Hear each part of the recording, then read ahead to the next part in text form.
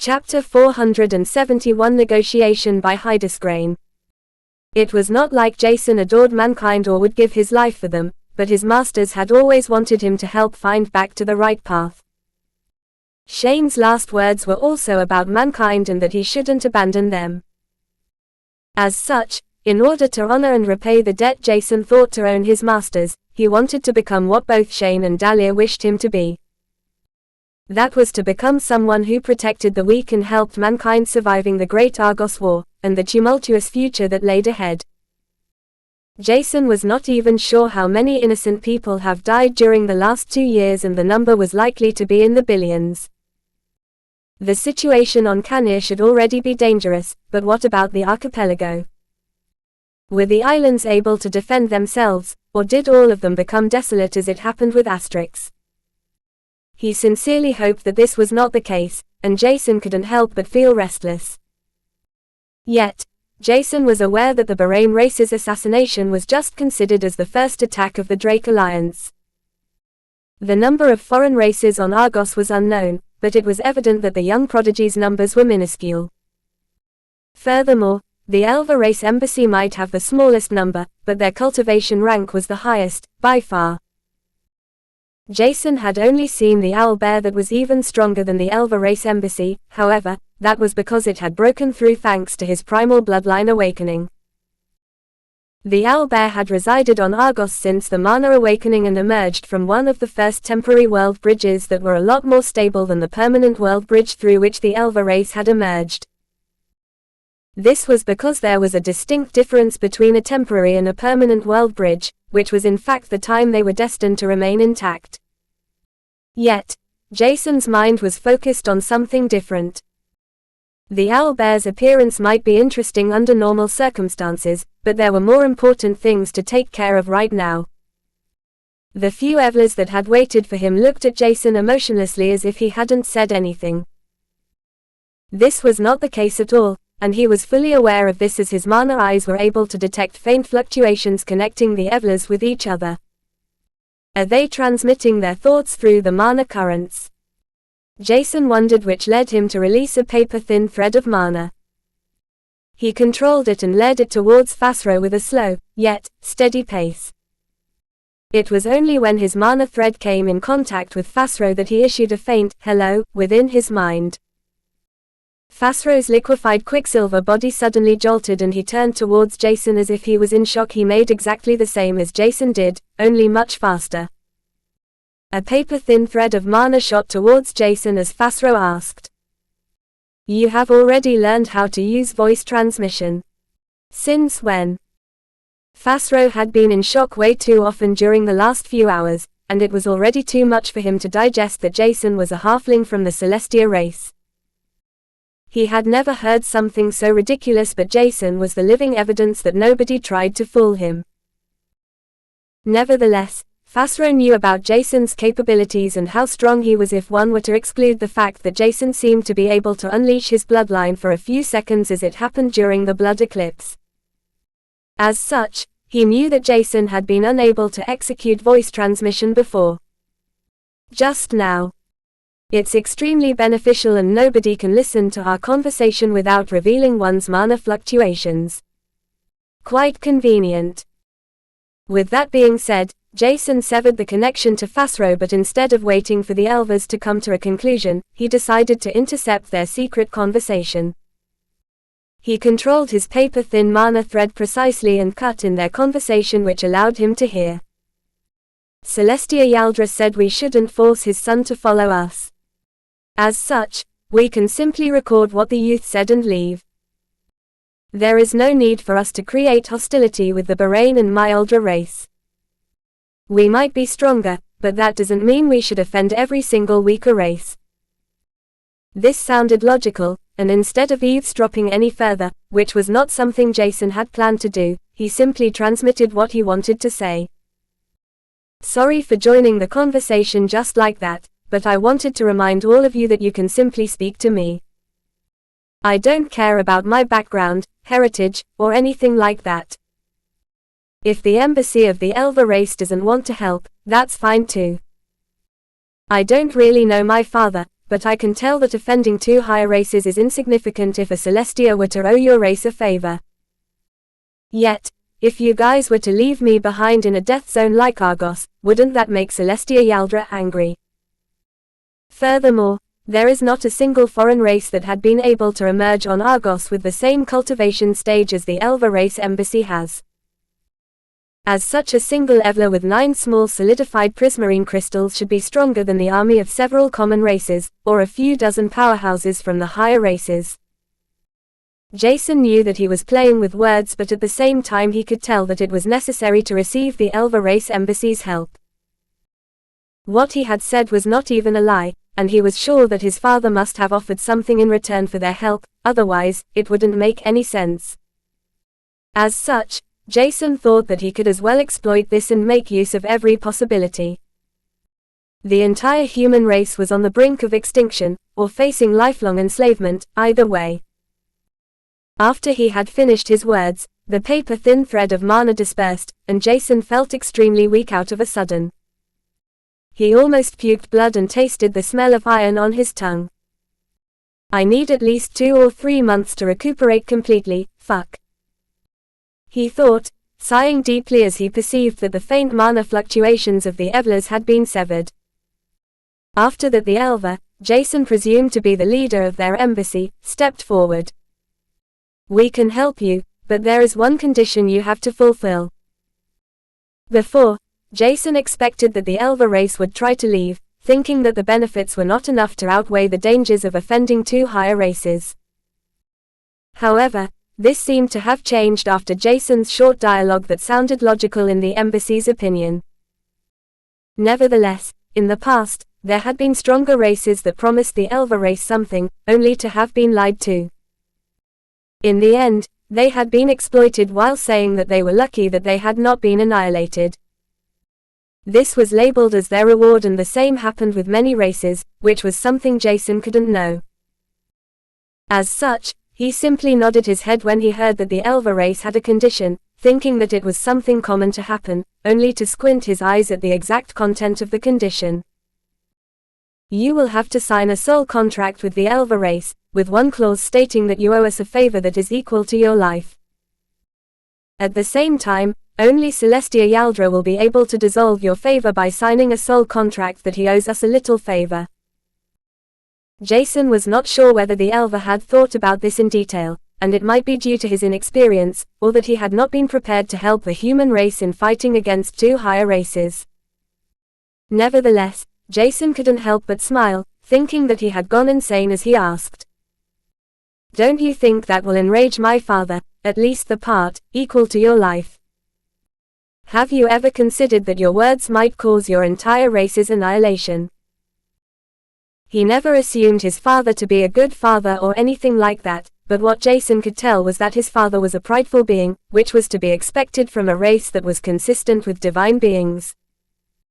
Would his father really allow the Elva race to force him to do something that might tarnish his reputation? Chapter 472 The Tides Have Changed by Hydesgrain. Don't you think that will enrage my father, at least the part, equal to your life? Have you ever considered that your words might cause your entire race's annihilation? When the Elvas heard this, their eyes widened for a moment, and Jason's assumption about their inexperience and ignorance was evidently proven correct. As such, Jason turned serious as he said, I can understand the reason for demanding something like this from me, but I can't promise anything about my father because I have never really met him. The only thing I can promise and sign in a soul contract is that I will return the favor I owe. Other than that, I won't sign a contract saying that I owe you a favor equal to my life or anything like that. Take it or leave, but understand that your decision might as well decide over the future of your entire race. Be responsible about the decision you will take and live with the consequences. At that moment, Lucen, who was only 25 years old and still considered a child in his race, couldn't help but think that Jason was like their race's elders. Despite being younger, Jason had experienced much more than Lucen, let alone the other Elvas that followed Lucen to Argos. The Elva embassy was trained in combat, but the diplomatic skills had yet to be developed. In the end, it was the Elver race's higher authorities' fault to think that the mission Celestia Yaldra had given them would be easy to solve. Not sure what to do, Lucen tried to think of the best solution that allowed him to reap the most benefits without possibly endangering his entire race. Whether it was creating hostility with two higher races or displeasing, if not enraging a being from the Celestia race, Lucen wanted to avoid both scenarios at the same time. Unfortunately, he had to accept that this was more difficult, maybe even impossible to achieve. Neither Jason nor Fasros said anything while Lucen and the Elvers were pondering about the best possible solution.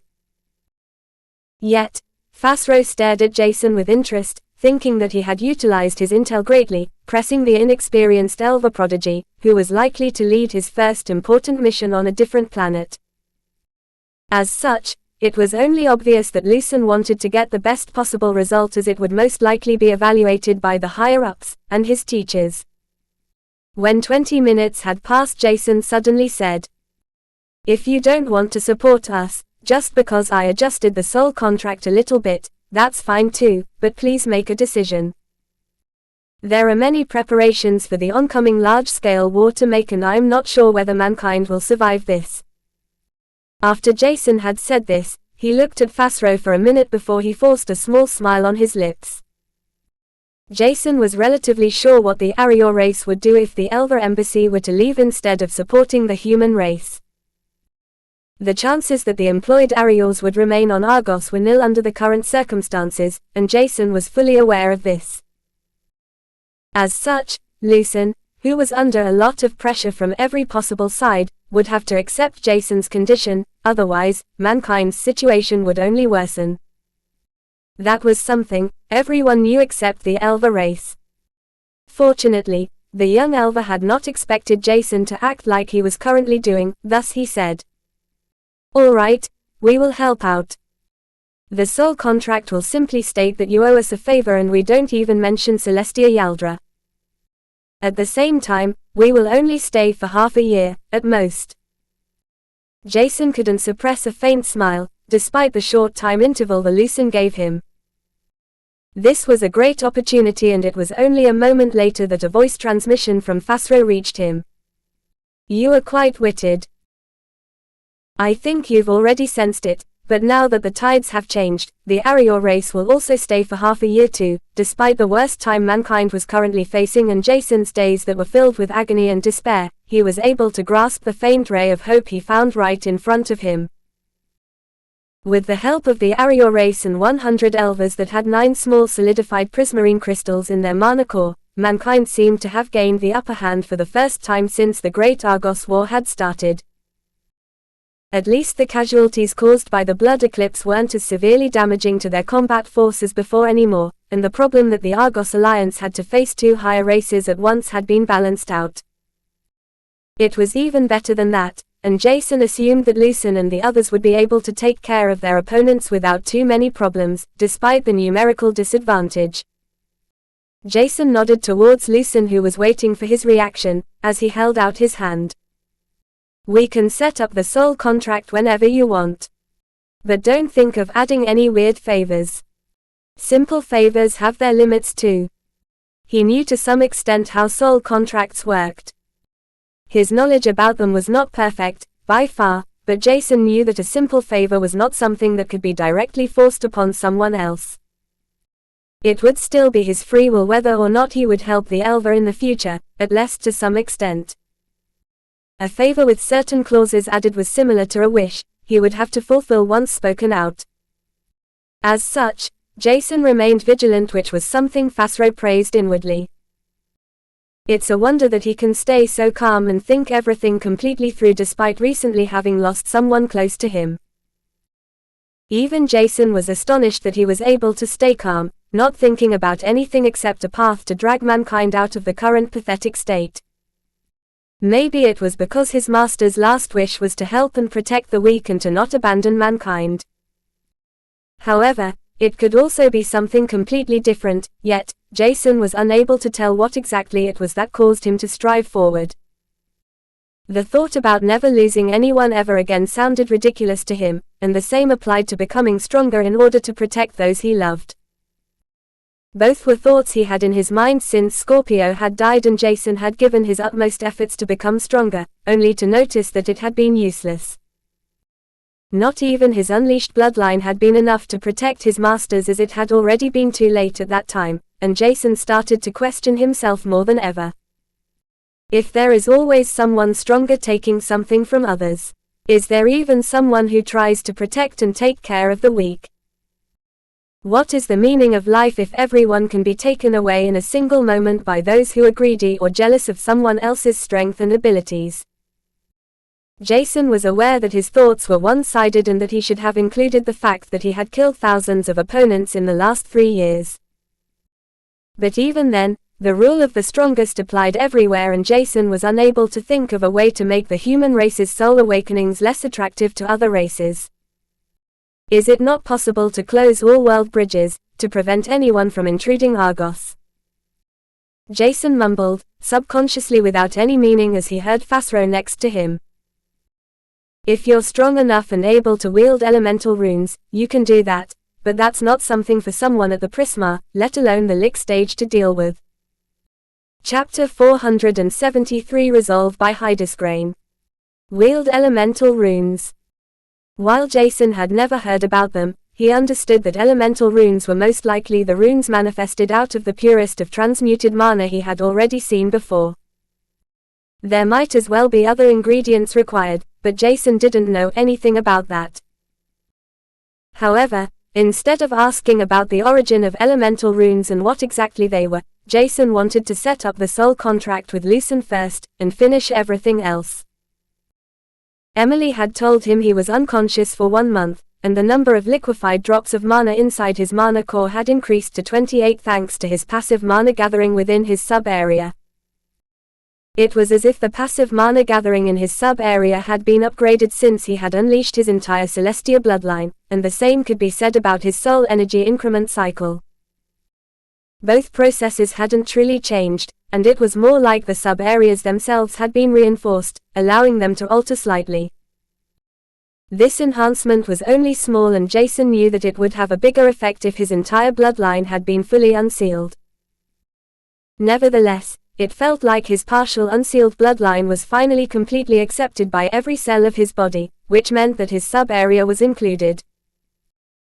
Thus, the processes inside the sub-area had been accelerated, and his soul energy increment cycle was able to increase his soul energy units by 1.5% instead of 1% a day. This was great, but the number of soul energy units he received was unfortunately still not enough to turn Solaris into an invincible origin flame that was stronger than every opponent he would have to face. However, what caused Jason to be a little disappointed was Artemis' current advancement. Her strength increased slower than his own, which was contrary to their earlier days, and Jason thought that he should feed her higher-ranked mana cores. Even if he was thinking about doing so, there were not many beasts around the Argos Alliance, and nobody cared about collecting them right now. Rather than collecting them, they would be utilized to forge weapons or strong armors. As such, Jason could only feed Artemis with mana stones, which she could also digest. I'll have to procure more mana stones, I've used up every single one I had after all. He was not sure how long it took before the soul contract with the Elver race was finally set up, and Jason was glad that he only owed their race a small favor. Despite that, he was a halfling of the Celestia race, and a small favor from a Celestia was worth far more than Jason could have imagined at that time. Only when they had finished the soul contract did Lucen do something Jason didn't expect. He averted his attention to Emily as he asked, "Did you decide whether you'll depart with us? From the way I can tell, you want to give the Lesser Typhoon Rock the best possible nourishment, but there's something seems to hold you back on Argos."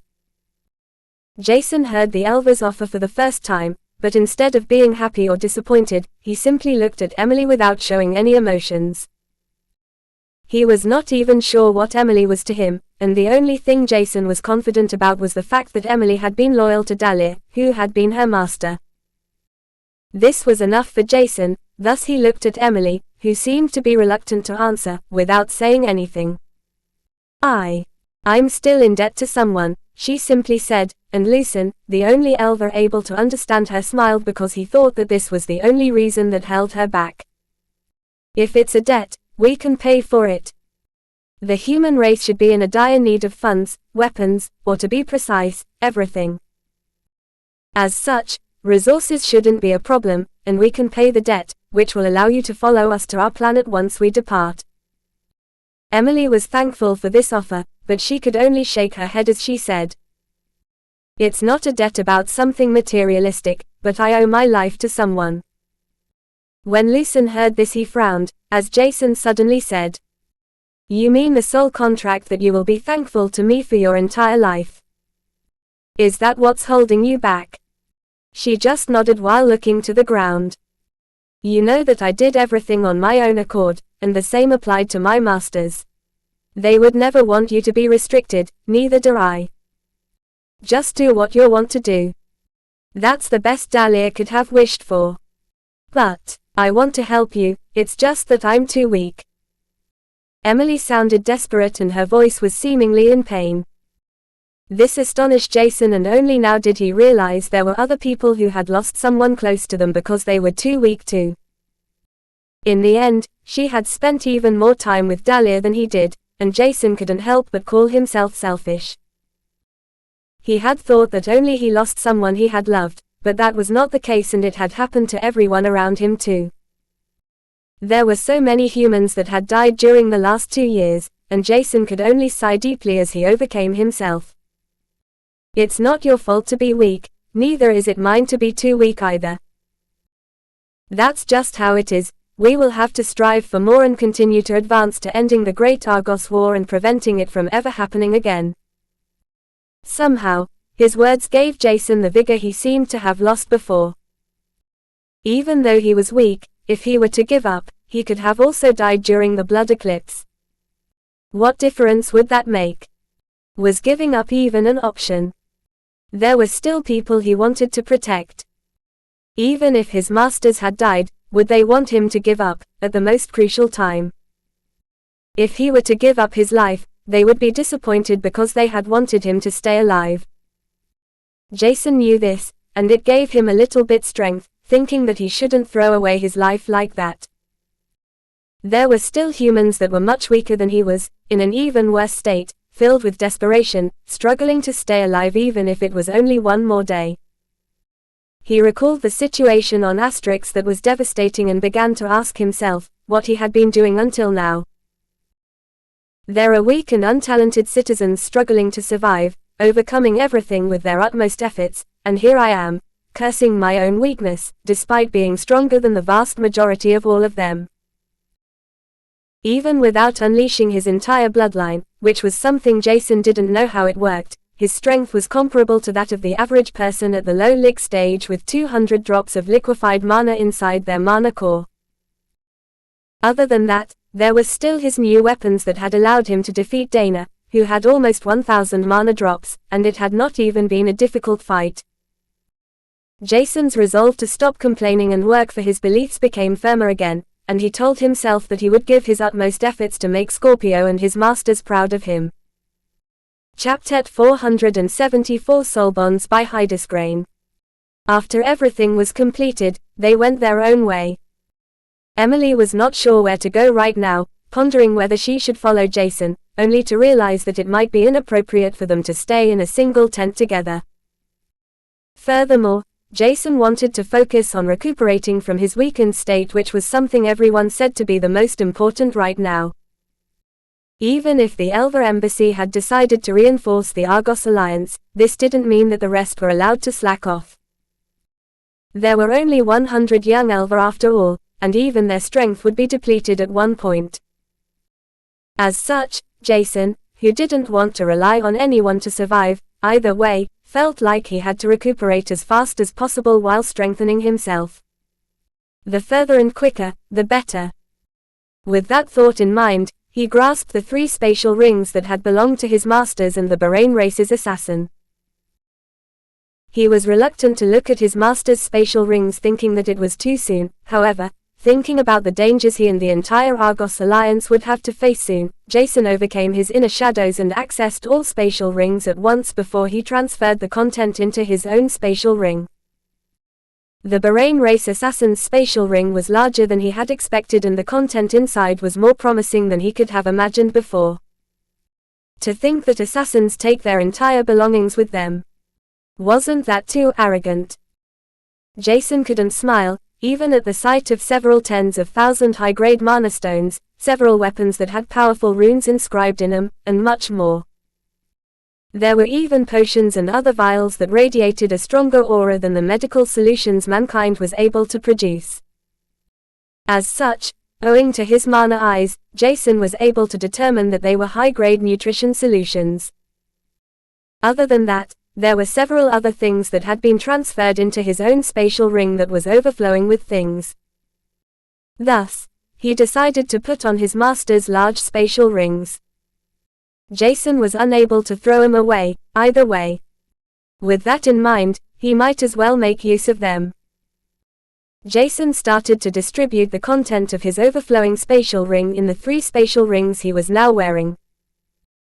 One spatial ring was used to store all cultivation resources, while the others would be used for his auxiliary occupations, their tools, ingredients, and the masses of books his masters had collected throughout their life. Other than that, all kinds of weapons he didn't use would be safely stored in this spatial ring too. Meanwhile, the last spatial ring was the one Jason stored beast or even foreign races' carcasses, food, and equipment he was currently using. The manuals he obtained were simply stored in the second spatial ring, and Jason would either discard or simply burn the ones he had duplications from. Well, maybe I can need them for later, he thought, choosing to continue storing them inside the spatial ring. There was still more than enough space, and it wouldn't hurt to store a few manuals more or less. At least I can recuperate and absorb as much mana as I want without the need to adjust my mana absorption. Jason mumbled, thinking that the number of high-grade mana stones was more than enough for him to cultivate for a few months. Now the only thing he had to do was to find the new tent he had been given. This was not difficult and took him less than 30 minutes. It was only a small tent, yet the interior looked like a huge apartment that would allow Jason to scatter a large number of mana stones within. However, this was not possible, because he saw 2, almost 2-meter-tall dryads standing in the center of the tent, waiting for something, or rather someone. Jason was unsure what had happened to his master's soul bonds other than the silver origin flame. Yet, seeing the 2 dryads caused him to smile faintly, while a pained glint could be seen in his eyes. Shane's soul bonds seemed to have disappeared, however, Dalir's dryads had remained, waiting for Jason. He was not sure what they wanted, but Jason knew that they were not looking for a new master. Binding one's soul to someone was a unique process, and the dryads had a fortified soul conjunction with Dalir according to his information. As such, it should have been extremely painful that Dalir died. Maybe it was even worse than it had been for Jason. Jason knew how it felt to lose a soul bond that had a thick fortified soul conjunction with him. What he felt, the emptiness and the guilt, had caused him to doubt whether he wanted to contract new soul bonds or not. It was unlikely that this would stay, because he knew that his soul world was destined to bind living beings. At least that's what he felt, and Jason had to prepare himself mentally for such a case. Suddenly, the dryads in front of him began to release their mana that was intertwined in their natural healing traits. It enveloped Jason, who had just entered the tent, and he was able to feel how his body was slowly being invigorated. His mana veins and the mana core were still in a bad condition, but other than that, his entire body began to heal from the millions of tiny wounds that had been caused by unleashing the Celestia bloodline. Come to think of it, Jason began to wonder if that was truly his entire strength, once he was to become a Celestia, or if there was something else behind the fact that he was a halfling of the Celestia race. Even though he knew nothing about the Celestia race, he knew his body the best. The strength he had released was something his body could barely contain. This caused Jason to question whether he had subconsciously released as much of his Celestia bloodline as his body could handle, or if there was more behind. Seeking the truth was important, but Jason was also aware of the fact that questioning the Arior or Evla race shouldn't be as helpful as he was secretly hoping. Midra, whom he had already talked to before, had answered many questions, yet at the same time, every answer she gave led to multiple questions. Jason's foundation was firm, but that was only the case if he were to take the human race's knowledge into account. In the perspective of other races, he required a complete rebooting and the input of information the youngest children received.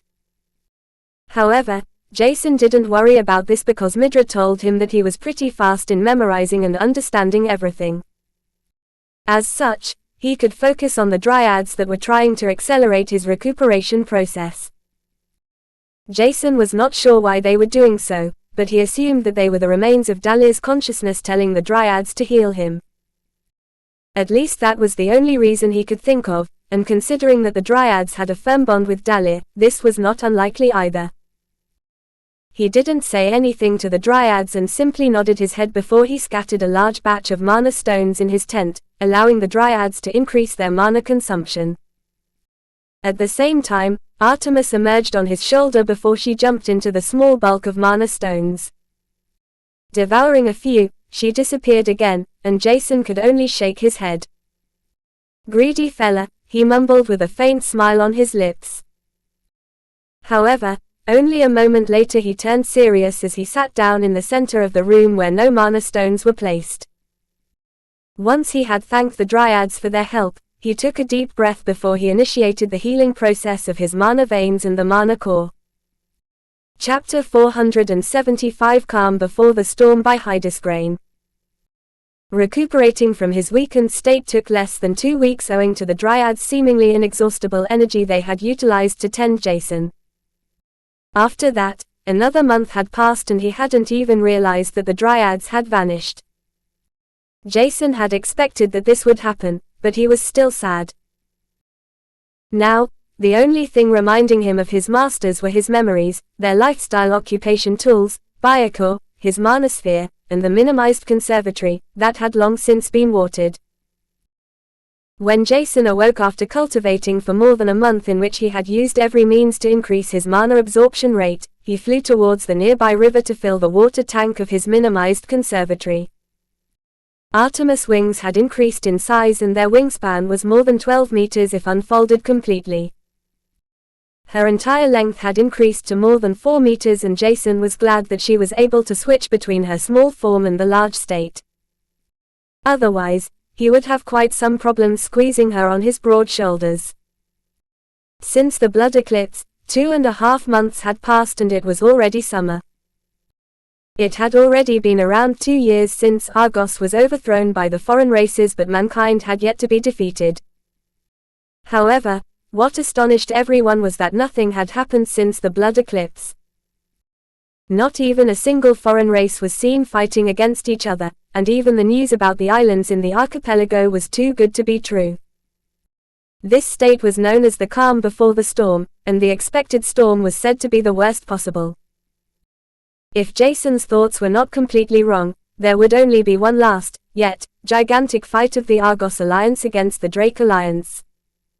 What would happen afterward was an unknown and blank future. Nobody knew whether the foreign races would leave Argos, or only Canir, if the Argos Alliance were to come out victorious, while the worst case was the Drake Alliance's victory. At the same time, Jason couldn't be sure how useful the Elva Embassy would be if they came out victorious. Would they support mankind to rebuild the destroyed cities and everything else until the 6 months they've promised to support mankind elapsed, or would they simply leave? Even if the war would be over, that didn't mean all problems would magically vanish into thin air. As such, Jason could only hope that the issues were not as problematic as visualized them. Despite that, his strength had increased by a large margin too. While Artemis had liquefied her 100th drop of mana, Jason's had been able to liquefy his 38th drop of mana, which was an increase of 10 drops in the last 1.5 months. At the same time, his liquefied mana drops were more compressed than the others and had the amount of mana others would require for 3 drops of mana within them. Thus, solely from the number of mana drops within his mana core, Jason's strength reached the threshold that other prodigies with more than 100 drops of liquefied mana in their core had.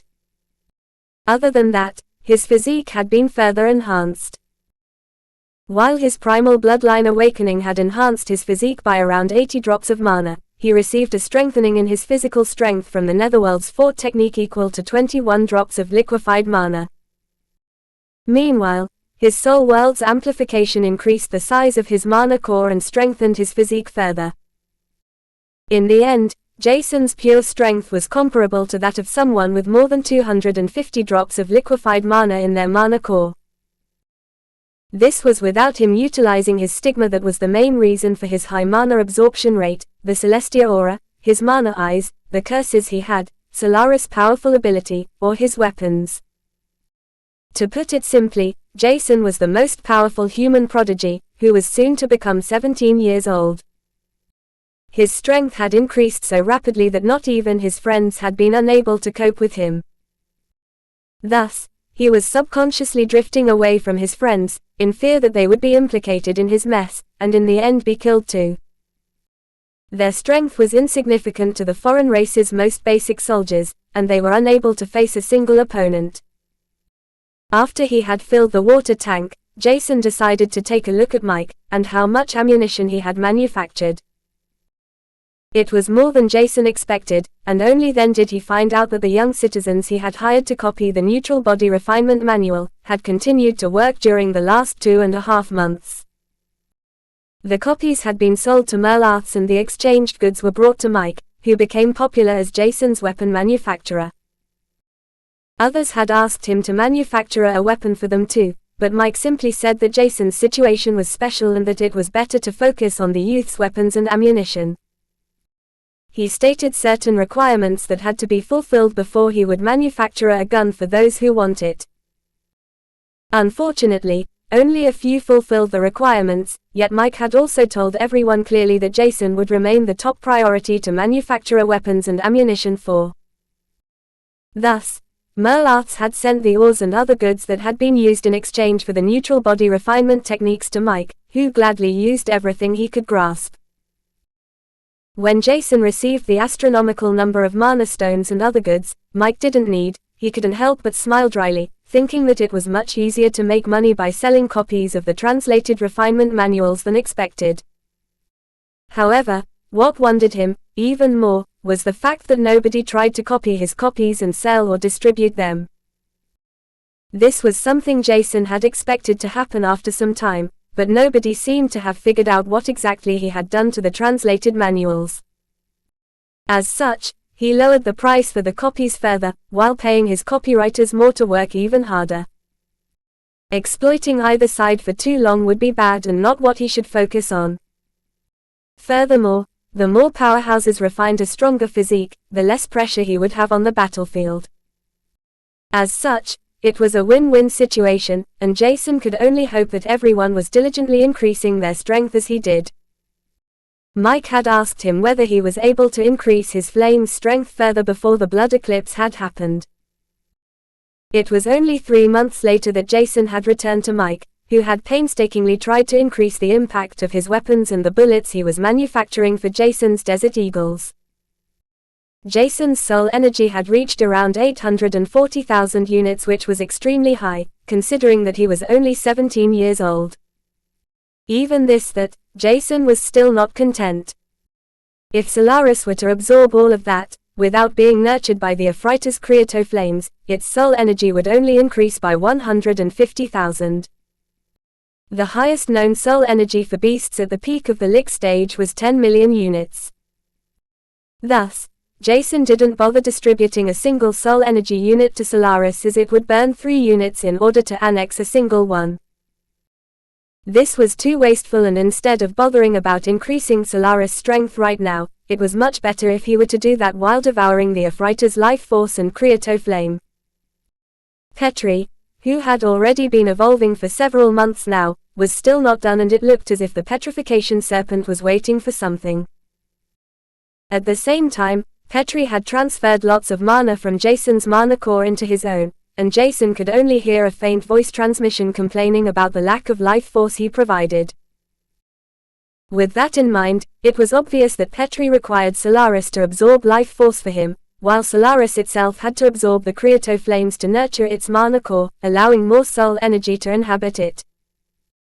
The Black Origin flame was still too difficult for Jason to comprehend, and he was always wondering how much of a miracle it must have been to find Solaris. Nevertheless, the complexity of his palm-sized flame was what made Jason believe that there are more secrets left behind on Argos than one might think. Otherwise, how would it be possible for Solaris to appear on a newly awakened planet, in an unawakened state at that? Chapter 476 News by Hydesgrain. Because he had been absorbing mana for more than a month, Jason hadn't heard many news from the surrounding. It was only when Mike gave him a new type of ammunition for Kumo and Diga, that he had also heard new information about Argos' current situation. The bullets he received were called Dark Blazing Death bullets, which forced Jason to use his entire willpower to not laugh out loud. He didn't want to be rude to Mike, who had given his best to manufacture a new type of bullet that was perfectly suited for extremely high temperatures. Most runes would be activated once mana was inserted into a bullet, but not the blazing bullets, how Jason decided to name them for himself. The blazing bullets runes would only be activated once the temperature around and within the bullet had reached a certain threshold. Yet, this activation was said to be a sudden outburst of the accumulated mana at once. As such, the impact was much higher in comparison to the other bullets he used. Unfortunately, in order to activate all inscribed runes, the heat had to reach an astronomical high degree, which was the reason for Mike to ask Jason about his fire affinity's development capabilities. Jason, who had been unaware of this, couldn't help but think greatly about Mike's insights. As long as Solaris was growing and becoming stronger, he would be able to use the blazing bullet's entire mightiness that was already exceptional in its current state. The amount of mana he had to utilize was smaller than the armor-piercing bullets, yet, increasing the black flame's temperature to its highest possible increased the total mana consumption once again. Thus, he could use both the blazing bullets and armor-piercing bullets to take care of every opponent at and below 1000 drops of liquefied mana in their mana core. Even without his guns, opponents with 500 drops of liquefied mana in their mana core shouldn't be problematic for Jason if he were to utilize every means. This excluded unleashing his Celestia bloodline, which was extremely dangerous, and Jason felt that his body would tear apart if he were to do the same once again. In the end, he didn't even know how to repeat the same step, either way. His body had already been exhausted during the last 2 years because he had never been able to relax and take a few weeks off in order to recuperate completely, and one could say that releasing his Celestia bloodline gave Jason's body the last kick. Nevertheless, Jason tried to stay positive, telling himself that everything could only become better. Right now, it felt as if his mood was slowly becoming improving, but his thoughts were still lingering around Scorpio and his masters, how they had died, and what their last thoughts and words were. It was devastating, and comparable to his mother's death. After everything is over, I will take care of one matter after another. First, the Drake family should be destroyed. Afterward, he would take care of his mother's murderer. The foreign races that caused all of this could wait, and Jason knew that the only thing he required was patience and strength. Jason was not sure whether he wanted to take revenge on the entire Myoldra race, but the direct culprits were the Ephrata and Barain race. They should learn what terror, fear, and agony truly were. Jason wanted them to feel as desperate and empty as he had felt when Scorpio and his masters had died. At that moment, his stigma and Celestia aura that had recuperated from being overexerted were glowing in a falling dark crimson color. Lucen and Fasro, who were looking for Jason, and had just come from his tent where he couldn't be found, noticed this. "Found him," Fasro said while Lucen frowned. "He shouldn't do that. Why is he provoking a metamorphosis like this?" Fasro was unable to comprehend what Lucen meant, and even Lucian's understanding about what he saw was not great. He knew only partially what exactly he was talking about. The information he had obtained from his master, who had directly been instructed and informed about everything necessary by Celestia Yaldra's subordinate, was shallow. Even his master was not exactly sure how one could prevent turning into an infernal Celestia. It was not even sure what exactly this meant to the Celestia race, or if it had any consequences. Was it really important to control one's emotion to such a precise extent? That was what Lucian had thought in the beginning, but only now was he able to comprehend that Jason might be more dangerous than one could think. I hope he won't go insane, berserk or something like this. When Jason noticed familiar mana fluctuations above him, he retraced his aura and stigma that had stabilized as greeted them politely. Both Fasro and Lucian saw Jason for the first time after he had gone into seclusion to recuperate from his injury that was severe enough to make even the higher races tremble. Yet, now that 1.5 months had passed since then, they couldn't help but stare at Jason for a moment as Lucian mumbled. I thought he would take longer to simply tend to his injuries. Who could have thought that he could also absorb mana at the same time? Did he really just undergo the primal bloodline awakening? Fasro could only nod, and despite not knowing much about the Celestia race, whose strength was unfathomable for higher races to even imagine, he couldn't help but think that Jason's recuperation was too fast. Nevertheless, he didn't say anything about that and greeted Jason before informing him about the movements of a large army at the center of Kanir. At the same time, Fasro mentioned that the oceans surrounding Kanir had begun to move as if something within was awakening from its deep slumber. When Jason heard this, he couldn't help but voice out his confusion. Does that mean there could be a beast at the mid, if not late Prisma stage? The owlbear was already a beast that could change the life of every being inhabiting Argos, but now there was something else in the ocean. Was that a bad joke? To be honest, we don't know, but it's not unlikely. Fortunately, most Prisma stage beasts that flee to newly awakened planets are mostly placid and desire peace. How reassuring, Jason thought sarcastically. With that being said, before something worse can happen, the Great Argos War should have ended. Otherwise, if there really is a peak Prisma stage beast inside the oceans of Argos, it will probably start acting once its peaceful life has been disturbed. The Drake Alliance should have noticed the same, which is the reason for them to act so suddenly. Jason listened carefully, and once he digested all of it, he simply said, "That means, the entire Great Argos War will come to an end with one gigantic battle which we have already expected. Both sides will have to go all out, whether it is to survive and force most hostile foreign races to retreat, or be conquered by the Drake Alliance." It was not difficult to comprehend that the worst period of the Great Argos War was about to start, and Jason could hardly control his trembling hands. He was not only nervous, but wrath could be seen in his eyes, only to be overwhelmed by his excitement to take revenge on those that had taken the lives of those that had been important to him. His pupils' outlines turned crimson, while the gold and silverish color remained the same, and Lucian could only hope that this change was everything that would happen to Jason, otherwise, Celestia Yaldra might as well obliterate him.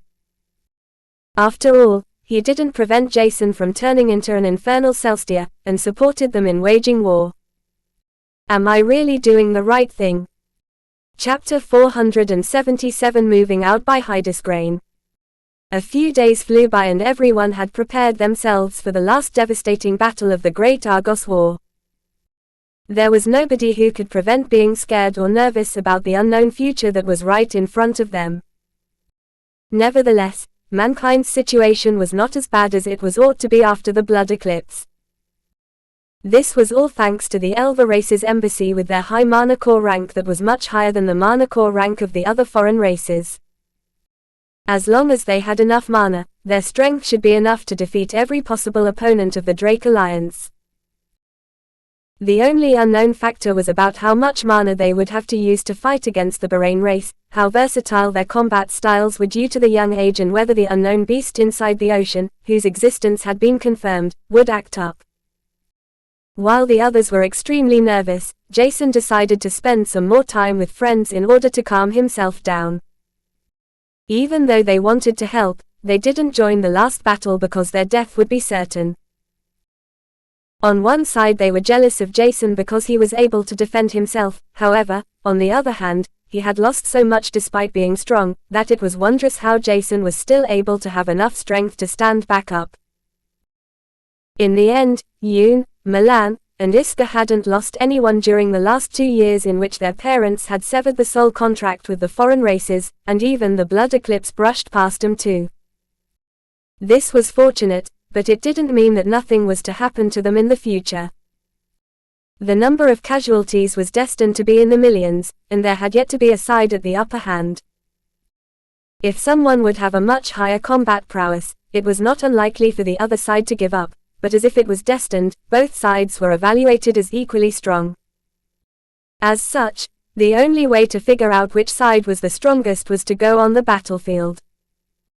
Yoon, Milan, and Iska decided that they would console Jason if he were to be in fright or desperate. However, he didn't need to be consoled or motivated to fight against the Drake Alliance. Instead, he told his friends something important. Once the Great Argos War is over, you guys should tell your parents and the entire clan to stop colluding with foreign races. Furthermore, it would be better for the slave market to never appear again. From Jason's behavior, they noticed that he was serious. Thus, the others just nodded despite knowing that their authority, inside the big clan they hailed from, was currently insignificant. Milan was likely to become the next patriarch of the Jewel clan, but that was only the case if he were to be strong and retain his great potential. Nevertheless, everyone felt the need to agree with Jason because they knew that it was important. Furthermore, they could tell from his stance that these words were more like a warning, and not a request. Jason had changed since losing his dear soulbond and masters, thus the three friends knew what he would do if the big clans wouldn't listen to him. He might not be strong enough right now, but who knew how long it would take for Jason to become strong enough to face the heads of the big clans and sects. The rumors labeled Jason as someone godlike, able to defeat a big clan prodigy who had almost broken into the Lord rank with barely 20 drops of liquefied mana in his mana core. There were only a few people that believed this rumor, but Yoon, Iska, and Milan were one of the few people that did. This was also because of their parents that told them the truth about the incident, thus they knew that Jason was not only the gentle and calm youth he had been before. He had overcome many threats and his mindset had forcefully been altered. At that moment, an announcement resounded through all camps. Attention please. Attention please. Everyone who will join the big clans and sects on the battlefield, please gather in your assigned groups. The Argos Alliance will depart in 2 hours. Dying is no option, only surviving and never stop striving for more. Jason smiled lightly when he heard the message as he mumbled. Surviving and never stop striving for more, is that so?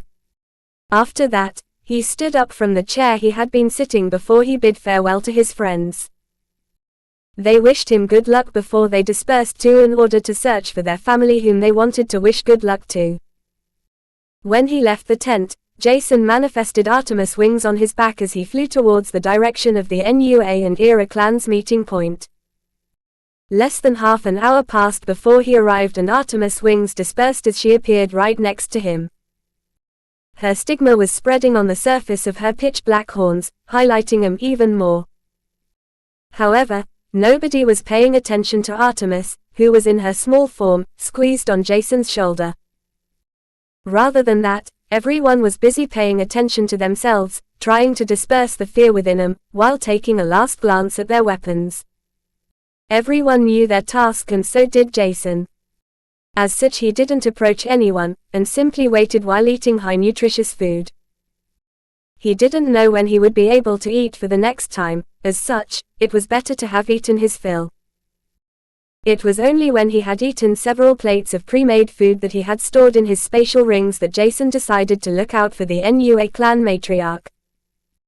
Apparently, she had survived the blood eclipse, which was not the case for the Era clan's patriarch, and some of their clan members at the Prisma stage. This was unfortunate, However, it was great that the rest of the clan didn't separate, but that they continued to fight against the Drake Alliance. Only a few minutes passed before his mana eyes found the familiar mana fluctuations of the NUA clan matriarch. However, when he saw how many higher authorities were standing around her, asking all kinds of questions, Jason couldn't help but sigh. Since many big clan heads, their representatives and lots of higher authorities of big clans and sects had been killed, it has become more difficult to have everything under control. This was clearly noticeable right before the departure, and instead of increasing the NUA clan matriarch's pressure further, Jason decided that it was enough for him to know that he had to take care of every single Aphritro and Afri with less than 1,000 drops of liquefied mana in their mana core.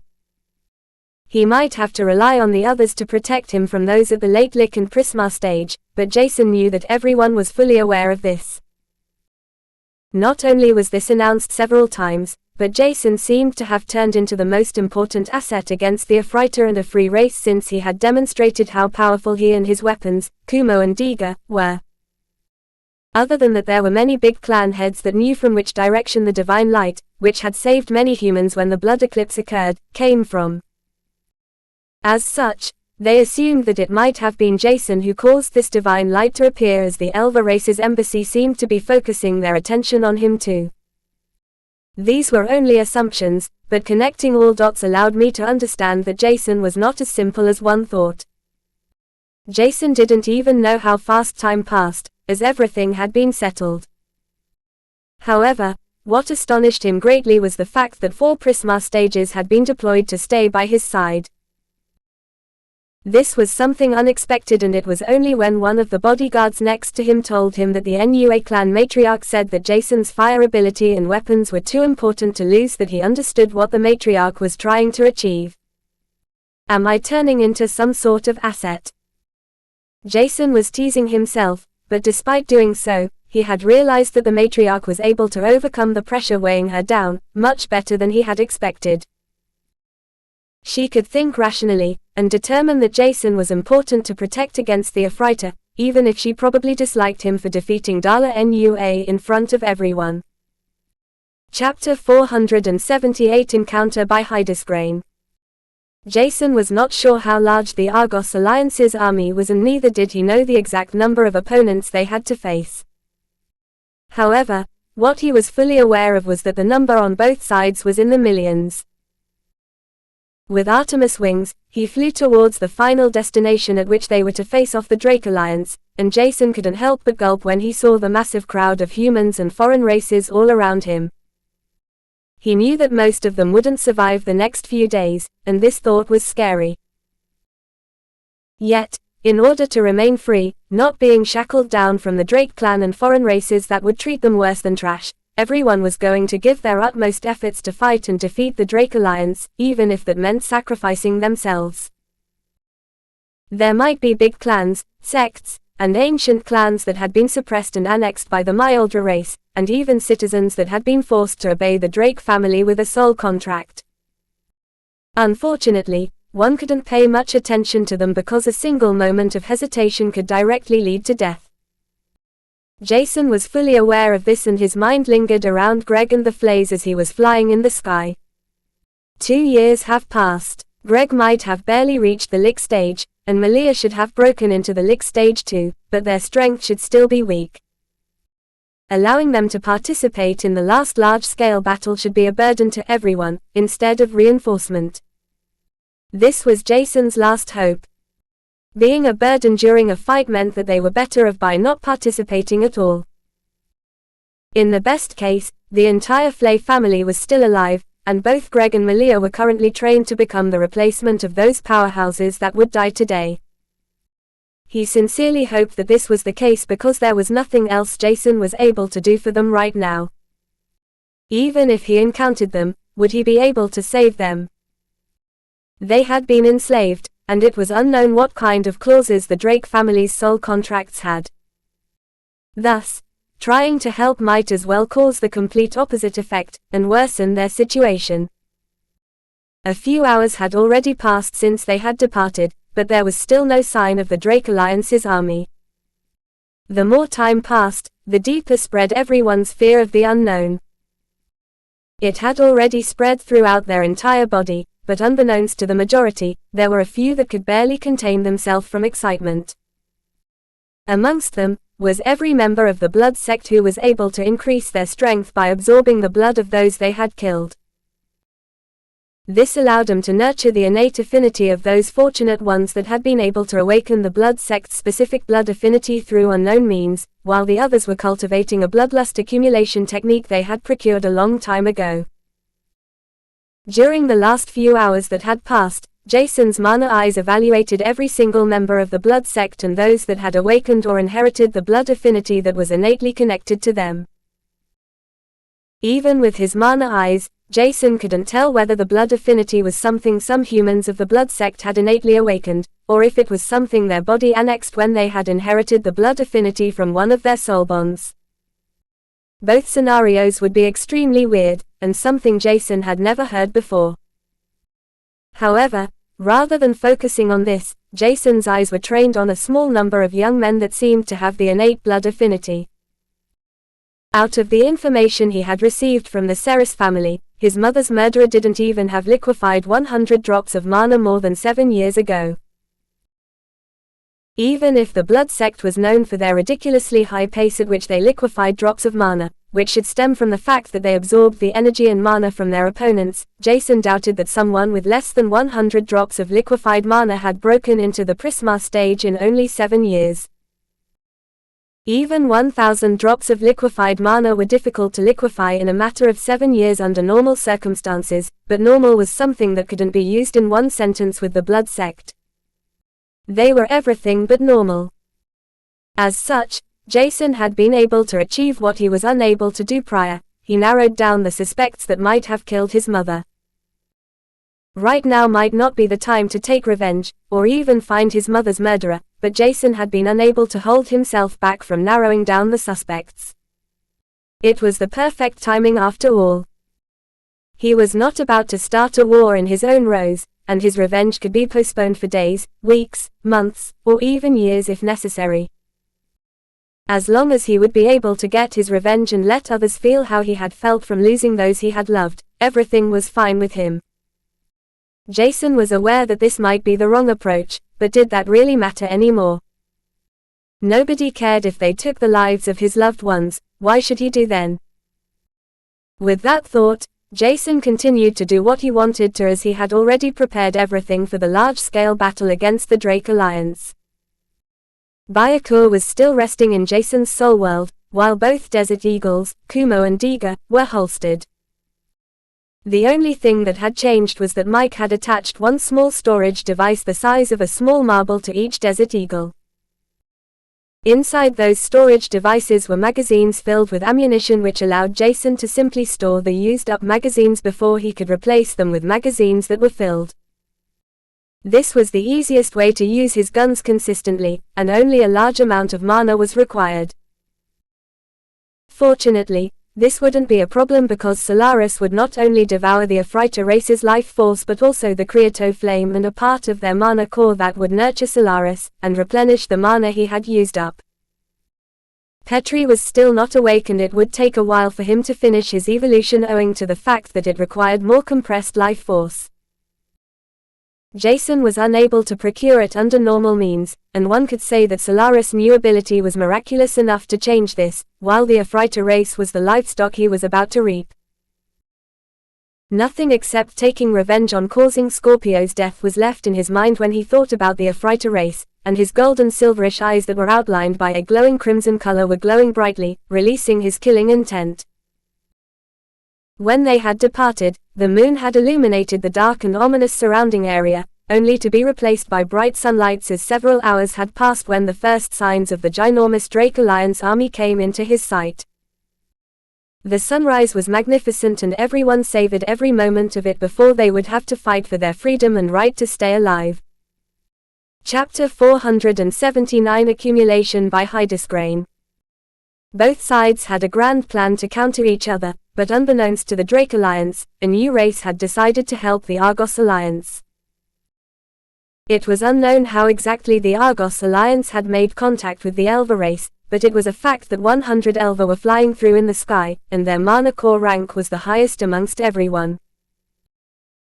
This was out of their expectations and the Drake Alliance's plan, which was simply to overwhelm everyone with their superior strength while preventing being tied down in a fight against big clans with advantageous affinities, had been destroyed.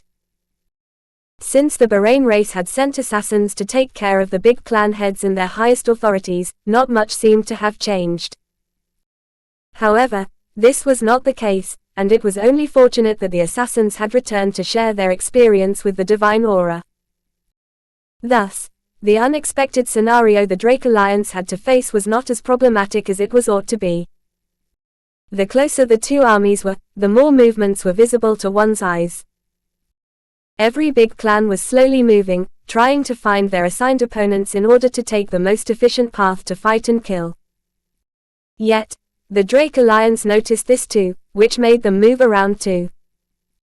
This was deemed as unnecessary by the Bahrain race, who just wanted to face the 100 members of the Elva race. In the end, the small number of the Myoldra race had to warn the Bahrain race about the dangers of the Elva race, even more so their high mana core. However, this couldn't stop the Bahrain race that was known for being patient when it was not required while being impatient, violent, and suicidal during the most crucial times. Despite their impatience, the Myoldra race could only shrug their shoulders, thinking that the two higher races were the only opponents they had to take care of. Meanwhile, their numbers and the average combat strength were much higher than that of the Arior and Elva race. Thus, the Bahrain race's confidence was not unfounded and had proper reasoning.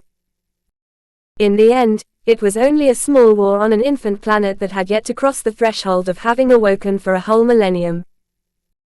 As such, worrying too much might be a waste of time, despite the small number of Prisma stage soldiers their race had sent as reinforcement. All of them were still training soldiers, but that was the case with almost every race that had entered Argos, otherwise, their strength would have already crossed the threshold to enter the planet in the first place. While the races and big clans within both armies were moving around, trying to find the best position to fight against their assigned target, Jason was advancing straightforwardly, without paying attention to how the Ephrata race was moving. He was observing the entire battlefield intently, trying to enter it at the best possible timing without attracting too much attention.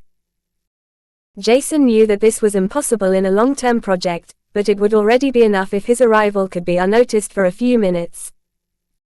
When the first element attacks were shot over the distance of more than a kilometer, millions of beings perceived this as the sign for the battle to start. As such, they began to circulate mana through their body at the same moment. While Jason's mana eyes were overwhelmed by the sheer amount of mana fluctuations it was perceiving at a single moment, he tried to make use of every means to find and approach the biggest crowd with the most Ephrata at the low lick stage. This was less of a problem than Jason had expected because the Ephrata race was combining their Creato Flame in order to attack stronger opponents than they could handle along and under normal circumstances. Jason's survival was not known by the Ephrata race, thus he didn't use Solaris right off the bat. Rather than doing something obvious, Jason wanted to be within the Ephrata race's masses before he would start taking his revenge. That being said, he started to circulate mana through his body and Artemis wings before he dived towards the ground as the battle began. Unholstering Kumo, he shot several bullets in short succession with a small, black compressed flame at the tip of the barrel. Within seconds, Solaris flames had entered the body of 4 Ephrata with less than 200 drops of liquefied mana in their mana core. Yet, instead of killing them at once, Jason hadn't aimed at the Ephrata's vital point, lightly injured them. This allowed the trace of Solaris flame that had entered their body to devour them from within them. Their mana, life force, and Creato flame were being devoured, and there was nothing they could do to extinguish the black flame inside them. They were simply too weak to do anything. After the first magazine was emptied, Jason quickly replaced it. Yet, instead of rushing forward without a particular aim, he was able to remain cold-headed. His entire being was screaming for revenge, but he had to stay alive to take revenge. This was the basic requirement and Jason was fully aware of this. Nevertheless, without wasting too much time, he had already reached the center of the battlefield. His feet touched the ground and Artemis' wings disintegrated. Even so, she remained inside his mana core, and her amplification enhanced Jason, whose combat prowess had reached the comparable of someone with 300 liquefied drops of mana within his mana core. As such, instead of focusing on taking care of every Ephrata and Ephree at once, Jason decided that he would start building a foundation for the late game. Without enough mana and energy to maintain Solaris Flame and the necessary supply of mana Kumo and Diga required to be shot properly, Jason's plan would be for naught. Due to that, he had to accumulate enough victims to accumulate energy during the first half an hour before he could unleash his strength and Solaris combat prowess. This was the mistake he had ignored when he first fought against the Ephrata race. He had simply not cared about his mana consumption while fighting against the Ephrata race.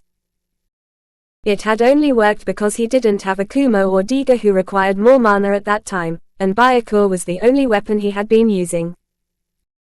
Paying attention to his mana consumption against several tens if not more than 100,000 opponents was important, and Jason knew that he shouldn't overestimate his own capabilities too much. With that being said, Jason had unsheathed Byakuya, whose black tip he had enveloped in a faint layer of Solaris black flame. Thus every single time Byakuya pierced through the skin and flesh of an opponent, a fraction of Solaris would detach from the blade's tip to enter his opponent's body to devour the being from the inside. During the following minutes, Jason was eyed weirdly by his bodyguards because he didn't kill his opponents with the razor-sharp blade he had. Instead, he was only inflicting minor injuries at the bare minimum, while telling them to ignore the Ephrata and Ephree he had already been targeted. It was only after a total of 10 minutes had passed that the bodyguards at the Prisma stage began to notice that something about the Ephrata and Ephree Jason had targeted was changing. Jason was already aware of this as Solaris had informed him in time. Thus he returned Byakuya back into his soul world. A moment later he had already unholstered Kumo and pulled the trigger 4 times. The bullets shattered the head of the targeted Ephratas at the low lick stage without showing any signs of resistance. Only a moment later, thick black flames seeped out of their body, and Jason held out his hand as Solaris manifested inside his palm. The black origin flame created a vortex suctioning in all black flames that had been exposed, allowing it to grow by a small margin. Solaris' entire mana core was overflowing with mana and life force, which it separated. The life force was immediately transferred to Petri, while the mana Solaris had devoured was shared with Jason. At the same time, Solaris was making use of the Creato flame it had devoured to nurture itself. When Solaris had devoured the surrounding black flames, Artemis left Jason's mana core, while Solaris replaced her. Jason's eyes turned pitch black for a quarter of a second before it was reverted to the golden silverish color with crimson outlines as he mumbled. That should be enough. His entire mana erupted and Solaris was unleashed in its entire strength. At the same moment, Jason revealed his Celestia aura that was swept through with the desire to kill every single Ephrata, turning it into a mix of a golden silver and crimson color. Chapter 480 Consequences by Hydesgrain. Gigantic black wings with a wingspan of over 10 meters sprouted out of Jason's back before a thick layer of black flames enshrouded him tightly. There was not a single inch without black flames around Jason's body. However, instead of looking like a burning torch, Jason's current appearance was more like a black-armored, winged warrior. It was eerie and Jason looked several times more dangerous than he did before. Nobody in the surroundings was able to suppress the primal instincts as they retreated a few steps, but Jason was not yet done. His Celestia aura and the stigma Jason had unleashed to its highest capabilities were slowly merging with the black flame wings and armor instead of radiating in the surroundings. Solaris was influenced by his aura, the stigma's glow that ignited its own stigma, and Jason's desire to kill. The entire surrounding area seemed to change, and Jason, who was aiming with Kumo at the closest Ephrata, didn't even notice anything. he simply shot at his arch-enemies while the aura that seemed to further change from that of a common Celestia continued to merge with Solaris. At that moment, Jason noticed that his wings were being enhanced, while high-skin-tight armor made out of Solaris flames was glowing in a faint crimson, golden silverish hue. However, instead of paying attention to this, he perceived that his mana circulation increased, while Solaris' capabilities seemed to have received an amplification too. Other than that, Jason did only now release his mana absorption to the full, which was strong enough to gather the entire mana in his surroundings, obstructing others in replenishing their mana. Less than 2 minutes had passed since the infernal Celestia aura, which was how Jason labeled the mixture of crimson, golden, and silver color, had begun to merge with Solaris. Every single second that passed caused a tiny change, and his anger, agony, and desire to kill everyone who had taken someone Jason had loved, intensified. Since he could remember, he had always been forced to suppress his emotions, to endure everything, to accept everyone's harsh treatment and the fact that he was destined to be weaker than others. Suddenly, when his internal Celestia aura, both Stigma, Solaris and Jason had seemingly merged together, something essentially changed.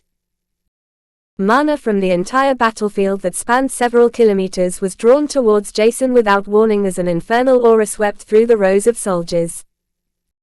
His body absorbed the mana in a single moment before it was instinctively released in the area behind his wings.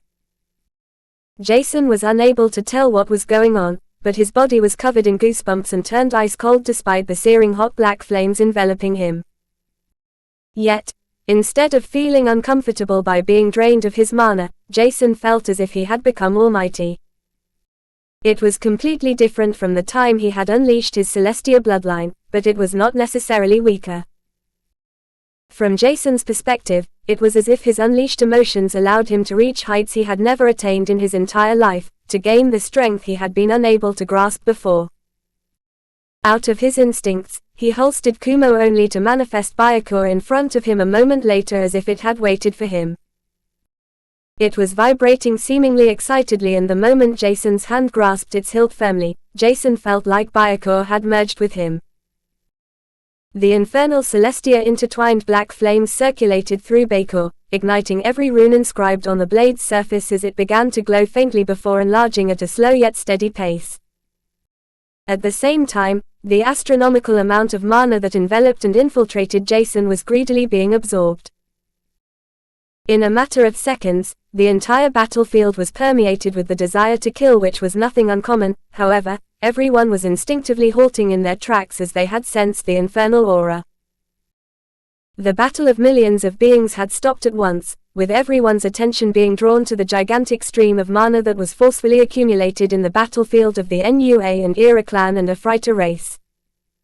At that moment, the higher races that had been fighting against each other began to tremble in fear. Their perception was several times higher than anyone else's, and some could see through the flood of mana. FCK, what is going on? Thousands of people exclaimed. There is one being from the, I don't know the race, I'm sorry. The Myoldra with the highest perception reported to their leader while showing a complex set of emotions. Is there another race joining the fray? But what kind of race could that be? There are ginormous gates manifesting behind that being too. Suddenly the leader of the Myoldra and Bahrain race looked at each other in shock as they mumbled before the gaze was drawn back to Jason's direction, or to be precise, what was emerging behind Jason. Replicas of the gates of hell. How? A superior or even ancient race wouldn't send their newborn to Argos to play around, right? While the higher races of the Drake Alliance were filled with despair of the unknown, Lucen and the rest of the Elver Embassy's faces was turning paper white. Let alone reward, Celestia Yaldra will kill us. Even Fasro, who had already seen Jason's manifestation of the gates of hell, which he had unleashed only once, couldn't help but gulp in fear. How can there be such a huge difference? It is as if I'm standing right in front of the original gates of hell. Weren't they only illusionary before, and mere means to intimidate his opponents? Ginormous gates, the width of more than 24 meters and several times that in height began to manifest behind Jason, who noticed that something deep within him was about to change substantially. Suddenly, at that moment, the imprint inside Jason's body which Celestia Yaldra, his father had employed to message him during his primal Celestia bloodline awakening, began to glow brightly. A divine, silver hue spread from it, enveloping Jason, whose mind went blank. The gates of hell and everything that belonged to him at once as a voice he was familiar with was transmitted inside his mind. Jason. Please stop. If you continue to allow your wrath and sorrow to spread and accumulate within your body, you will turn into an infernal Celestia. The gates of hell you've summoned is one sign of becoming one. You might be unaware of this, but the Celestia race is different from other race, and more special. If you become an infernal Celestia, you will be consumed by your anger and wrath, by the desire to kill everything around you, and this won't stop after you take revenge on everyone who took something from you. Your entire being will be corrupted and you will start slaughtering everything.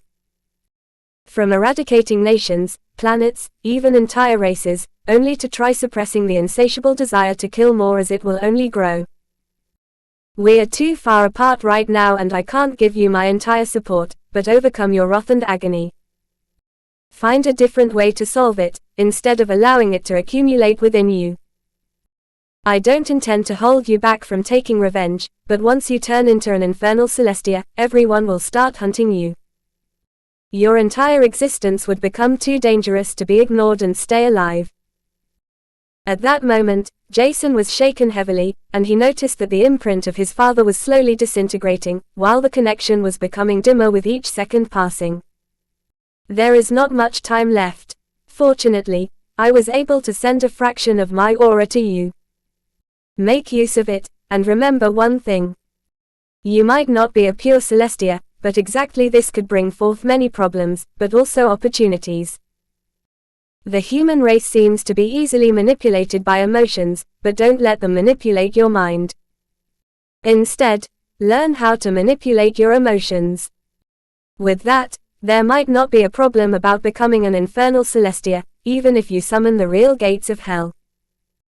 Once your eyes turn completely crimson or worse, black, you know that everything you've painstakingly achieved and fought for was for naught.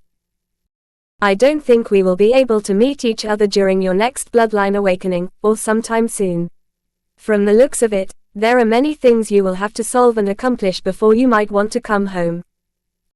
Take care of yourself, and don't let our first meeting outside our mind become our last. Neither I nor your mother would want that. Jason's entire being shook as his blank mind was once again filled with the desire to kill, his wrath and agony that had been accumulated for years as he cried out. However, instead of going along the desire to kill, his wrath and agony, Jason forcefully absorbed the entire silver hue left behind by his father. It was a soothing sensation and Jason's entire anger, wrath, and agony were released into Byakur that acted instinctively. At the same time, the stream of mana Jason's had subconsciously attracted to manifest replicas of the gates of hell began to disperse. The outlines of the gates of hell that were closed and locked by a huge, black lock were dissipating, leaving behind nothing but a vast amount of unused mana. Just like that, the entire bloodlust and eerie sensation spread through the entire battlefield. However, Jason had yet to release everything his accumulated and corrupting anger, wrath, and sorrow as his golden silverish eyes began to radiate the surrounding radius of several dozen meters. Mana began to stream towards Jason at a rapid pace, and he instinctively inserted every little trace of it towards Byakur, who was enveloped by a thick layer of black flames. It began to enlarge, and more than 2 minutes had passed, without anyone moving, as Byakur's length had reached a few dozen meters. At that moment, everyone in the surroundings sensed that death was approaching them, only to see that Jason pulled back Byakur before he brandished it, creating a massive crescent sword beam that shot towards the Drake Alliance's army.